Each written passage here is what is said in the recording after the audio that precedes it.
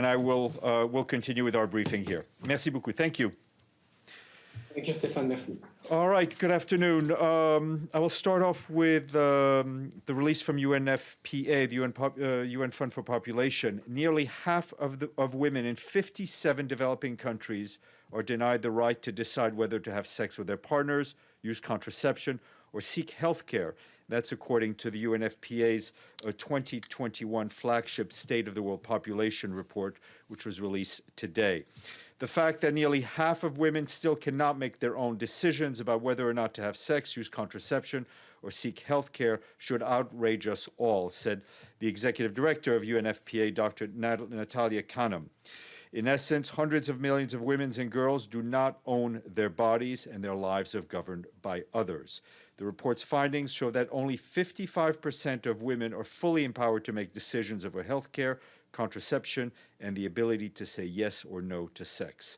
In addition, the report adds only about 80% of countries have laws supporting sexual health and well-being. The report also notes that 20 countries or territories have marry your own rapist laws, where a man can escape a criminal prosecution if he marries the woman or girl he raped. In addition, 43 countries have no legislation addressing the issue of marital rape. All of that is online. Moving on to the Security Council, Pramila Patten, the Special Representative for the Secretary General on Sexual Violence in Conflict, briefed Council members this morning. She presented the findings of her office's 2020 annual report, which covers 18 country situations and documents over 2,500 UN-verified cases of conflict-related sexual violence. She called for concerted efforts to ensure that survivors of sexual violence are not obscured beneath the long shadow cast by the COVID-19 pandemic. Ms. Patten said the chronic underreporting of wartime sexual violence has been compounded by COVID-19. Proactive measures to help survivors safely come forward and seek redress have become more urgent than ever, she told the members of the Council. Turning to Tigray and the situation there, Ms. Patten said that women and girls have been subjected to sexual violence with a level of cruelty beyond comprehension. She said the report presented today records allegations of over 100 rape cases since hostilities began in November of last year. Her office is engaged with authorities at the highest levels and will continue to closely monitor the situation, calling for restraint, humanitarian access, service provision, and effective investigations. Her remarks have been shared with you, and at about 1:15 there'll be a virtual stakeout by Ambassador Dan Quai, President of the Security Council and Permanent Representative of Vietnam. He will be joined by Ms. Patten, and they will be speaking to you virtually. Staying on the topic of Tigray, despite improvements in access, active conflict continues in some areas, restricting humanitarian response, according to our colleagues in the Office for the Coordination of Humanitarian Affairs. Given the highly fluid displacement situation and access constraints, the number of displaced people remains unknown. According to official figures, the actual number remains unknown. According to official figures, an estimated 1.7 million people were displaced across the region as of March 27th. Gross violations and abuses against civilians, including sexual violence, also continue to be reported. Despite challenges, our humanitarian partners are scaling up the response. At least 1.4 million people have received double allocations of food rations in 12 targeted districts, as well as the Mekelle and Shire towns. More than 160,000 newly displaced people have been provided with emergency shelter and vital relief items. More than 630,000 people have accessed clean water through water trucking. But the humanitarian response is still inadequate to reach the estimated 4.5 million people that need life-saving assistance. We urgently need more funding to scale up our response. Turning to Afghanistan, the UN mission there today released a report showing the number of civilian casualties and injured in Afghanistan during the first 3 months of 2021 has been significantly higher than a year ago. The Afghan Protection Civilian in Armed Conflict 2021 first quarter documents 1,783 civilian casualties, with 573 people killed and 1,010 1,210 people injured. This represents a 29% increase compared with the same period last year. The UN mission notes that of particular concern is a 37% increase in the number of women killed and injured, and a 23% increase in child casualties compared with the first quarter of 2020. The overall increase in civilian casualties was mainly driven by the same trends that caused the increase at the end of last year: ground engagement, improvised explosive devices, and targeted killings. That information is online. Our friend Martin Griffiths, the Special Envoy for Yemen, is today in Abu Dhabi in the United Arab Emirates, and he was there to meet with the President of Yemen's Southern Transitional Council, Aidirus al-Zubaidi, and they discussed the latest developments in Yemen. Mr. Griffiths stressed the unique international momentum to support an inclusive political settlement to the conflict to reach sustainable peace. He will also meet with UAE senior officials on the status of the current negotiations to agree on a nationwide ceasefire, urgent humanitarian measures, and the resumption of the political process. And I believe Mr. Griffiths will brief Security Council members this week, probably tomorrow. For his part, our envoy for Libya, Jan Kubiš, concluded his first visit to the African Union in Addis Ababa. He held discussions with senior AU officials on the way to strengthen the UN-AU cooperation in support of Libya and the broader region. Mr. Kubiš expressed his appreciation for the continuous and strong productive engagement of the African Union in UN-facilitated Libyan dialogue under the Berlin process framework. And earlier today, in the Democratic Republic of the Congo, the head of the mission there, Bintou Keita, arrived in Beni in the eastern province of North Kivu. She's there to discuss the current situation in the province. Ms. Keita was scheduled to meet with local authorities, the leadership of national security forces on the ground, as well, of course, as UN personnel, including the Force Intervention Brigade of the Peacekeeping Force. She also intends to meet with civil society representatives to explore the way to diffuse tensions to move forward. Ms. Keita is also concerned by this week's deadly clashes between communities that occurred in the city of Goma in the context of protests against the mission, humanitarian workers, and national institutions. She reiterates the right to protest must be exercised peacefully at all times. Meanwhile, the UN mission continues to work with the Congolese authorities at the national and provincial level to diffuse tensions. And the country team in Myanmar tells us they remain deeply concerned over the ongoing use of force against children, including live ammunition. The UN country team continues to call on security forces to refrain from violence and to keep children and young people out of harm's way. According to UNICEF, as of April 13th, that would be yesterday, at least 51 children have been killed by Myanmar security forces, and almost 1,000 children have been arbitrarily detained. Couple of Covax notes. You just heard about our work in the Eastern Caribbean from Didier, and I want to add that just a week ago, several Eastern Caribbean countries received their first batches of Covax. In addition, vaccines backed by the Covax facility. In addition to St. Vincent and the Grenadines, Antigua and Barbuda, Grenada, and St. Lucia received 24,000 doses each, while Dominica received nearly 29,000 doses. St. Kitts and Nevis got nearly 22,000 vaccines. So far, nearly 3 million doses have been delivered across 29 countries in this region alone, with more on the way. Meanwhile, Niger received today more than 350,000 doses of the Covax-backed COVID-19 vaccines. These first doses of vaccines will primarily target frontline workers, teachers, and people who are at greatest risk of contracting the virus. The vaccines will help vaccinate 20% of the priority population, supporting a UN-backed national vaccination plan that includes migrants and refugees, in addition to aid workers. And the UN team in Samoa, on the other side of the world, led by our friend Simona Marinescu, the UN resident coordinator, she and her team continue to support the authorities on the vaccination rollout, also addressing the multiple impacts of the pandemic. The country received 24,000 doses of the Covax-backed vaccine on Friday, which will enable authorities to vaccinate about 20% over the age of 18, focusing on at-risk groups. Samoa is the 6th country in the Pacific to receive the vaccines through Covax. Another batch is expected in May. Today is World Chagas Disease Day. Chagas disease is prevalent among poor populations in Latin America, but is increasingly being detected in other countries and continents. It's often termed the silent and silenced disease, as infected majority have no symptoms or extremely mild symptoms. It is mostly transmitted when humans come into contact with feces or urine of infected blood-sucking triotomine bugs.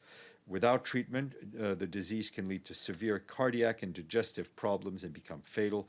According to WHO, there are approximately 6 to 7 million people infected with the disease worldwide, 10,000 deaths every year. WHO stresses that raising awareness of the disease is essential to improving the rates of early treatment and cure, together with the interruption of transmission. We end on some very good news. Beijing has paid its budget dues in full, bringing us, so first of all, we say thank you to China, and they have brought us to the nice-looking number of 88. Celia. Thank you, Stéphane. Regarding the 53 countries in which women can't dispose freely of their body, I guess they're all part of the UN, right? Yes, we talk about UN member states, that's correct. Okay. Can't the UN name and shame those countries? I believe the list of the countries is Yeah, but maybe included it's not enough. in the report. Well, I mean, you know, with all these reports, our task is to bring attention to issues that are frankly not reported enough on, and this one being obviously a critical one. I think the report is full of data and information. Our work through the UN is to work with these countries to help the situation. Others, NGOs, have a different role to play. We work with these countries to try to improve the situation and the fundamental human rights of women in these countries. It's not ironic that those countries are part of the UN? Look, it's a serious subject, so I don't want to... There are ideals in this charter that every country has signed on to, as well as the Universal Human Rights Declaration. What we want to see is all of those countries reach and implement these ideals and these basic human freedoms. Philippe. Thank you, Stéphane. Myanmar and your special envoy, can you give us an update of her trip? Where is she? She's still in Thailand following the COVID restrictions, so she remains in her hotel room, and I understand she's working the phones, but I have no... and she's talking, as we had mentioned, she had planned also to have conversations, obviously, with Thai authorities and with ambassadors who are credited to Myanmar, who may be currently in Thailand. James and then Edie.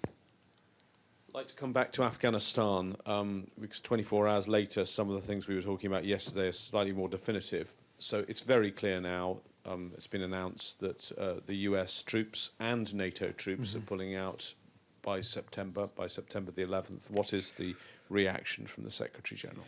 Look, we're not going to comment on these military decisions. Our focus, the UN's focus, remains on finding a political accord, on finding an accord that will lead, that will be good for the people of Afghanistan, and that's where our focus is. The problem is that things are linked. The Taliban spokesman has put out a statement: until all foreign forces completely withdraw from our homeland, the Islamic Emirate, i.e. the Taliban, will not participate in any conference.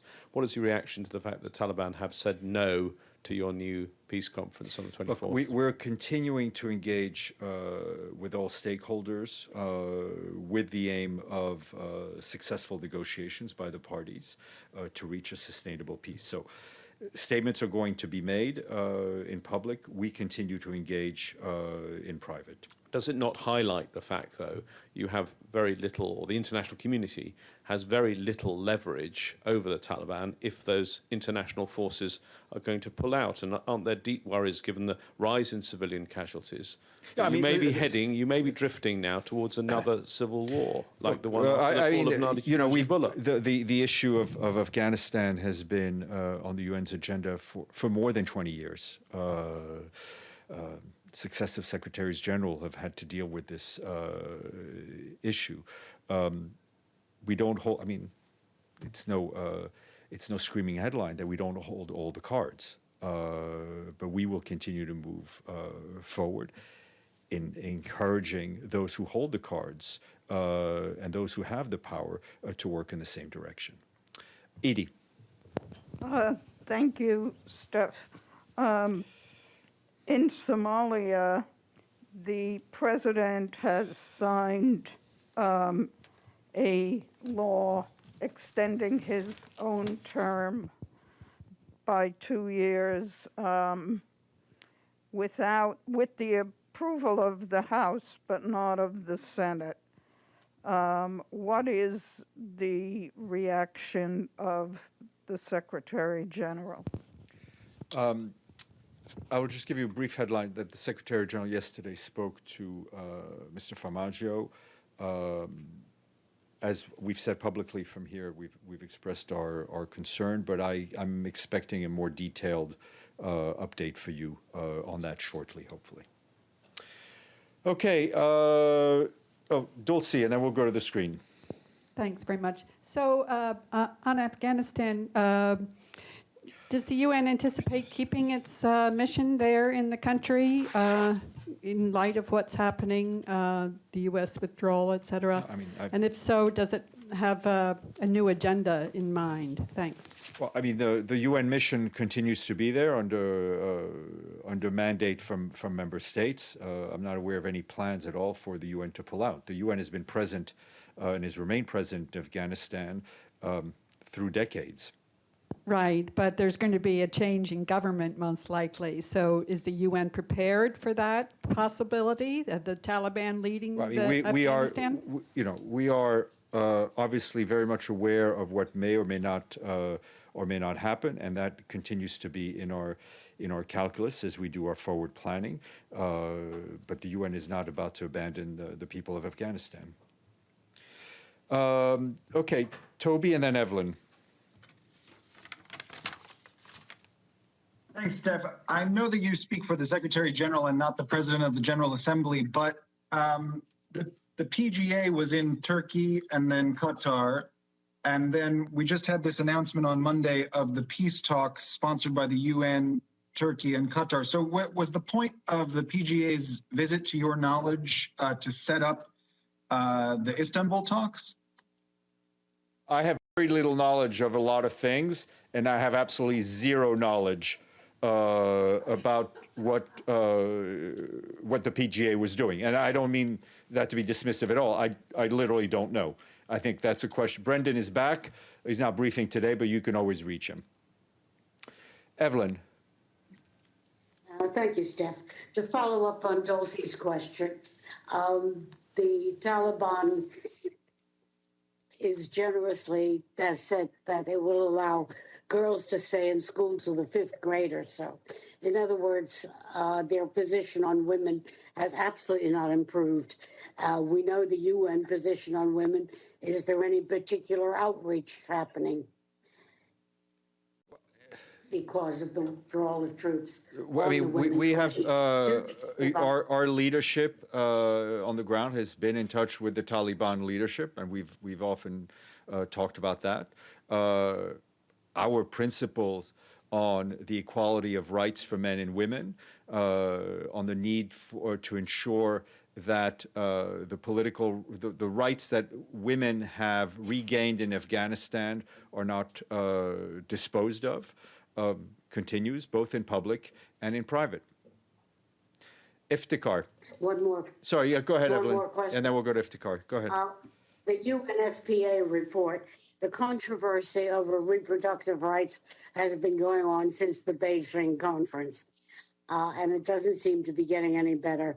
Is there any outreach from the Secretary General to help the countries that are really fighting UNFPA? I mean, you know, this is an issue that often comes up in bilateral conversations. This is an issue that obviously Dr. Kanem is in the lead on. I mean, you have various things. You have what UNFPA is able to do on the ground, working with government partners, NGO partners, and then you also have the multilateral political debate that member states have, and here in adopting resolutions, and we know where that is, and the challenges that are made clear. Especially when it comes to discussing the issue of women's fundamental human rights, and especially on reproductive rights. Mr. Iftikhar Ali. Thank you, Steph. Just a very simple question. Will the Istanbul Conference on Afghanistan go ahead even if Taliban, a principal party to the dispute, doesn't show up? I'm not going to, we have 10 days to go. We've announced our plan and the invitations, including to the government of Afghanistan and to the Taliban. But I'm not, 10 days out, I'm not going to start making predictions. When I make predictions, it usually fails. Okay, let's go Ibtisam and then back to James. Thank you, Steph. Just to follow up on Afghanistan and Taliban, who is from the UN in contact with the Taliban, and could you say more to that? And then I have a question on Palestine. Ms. Deborah Lyons has often been in contact with the Taliban leadership. But did she get any confirmation? I mean, I can only tell you about. I can't share you what has been or not been said. On Palestine and UNRWA. So last week, and you talked about it, the U.S. Donated $150 million, I think, if I'm not mistaken. How disappointed are you actually, given the fact that this number is not even, it's almost the half of what they were giving before they stopped, and given the fact also that the U.S. aid to Israel is $3.6 billion, and it doesn't go actually to the poor people in Israel. It's mostly military aid. So can you... Look, the history of bilateral aid between the U.S. and Israel has been clear for a long time. Our focus is on what we can get for UNRWA. We're grateful for this. I think this return of the United States to UNRWA, and a very vocal return. Obviously, as with any donors, we're happy when we get money. We'd be happier if we got more money. That's a fact. But we very much hope that the U.S. decision will also move other donors who had left when the U.S. left to return, and return with generosity. Is there any update regarding Gaza? I saw some news reports about death cases from COVID. Do you have any updates? No, but we can get one for tomorrow. Okay. Mr. Bays. Two more questions. First, a request. Still, with the virtual Security Council, we do not get as much press interaction as we normally will do. You said that Martin Griffiths is briefing, important briefing on Yemen. Could he please do a stakeout with us? Questions. In response to Edie, you revealed that Secretary General had spoken to President Farmaggio. I know you say a full statement's coming up, but obviously your words are much more powerful when you speak them from the podium. So can you just ask us this simple question? Does he support the President's plan to extend his government's rule? As I said, the Secretary General has expressed his concern at the political situation, and I would also refer you back to the strong words of unity from the United Nations, the African Union, and IGAD that were issued over the weekend. And one more question. On the Security Council meeting today, SRSG Patton's comments on rape and sexual violence in Tigray, a level of cruelty beyond comprehension. Given the severity of this crisis on all aspects of the Tigray crisis, does the Secretary General believe the Security Council should now be doing more? You know, I think, as in many of these cases, our work on the ground can only be helped by a strong and unified voice from the Security Council. Okay, I see no one, I hear no one, I ignore no one, and I will see you tomorrow.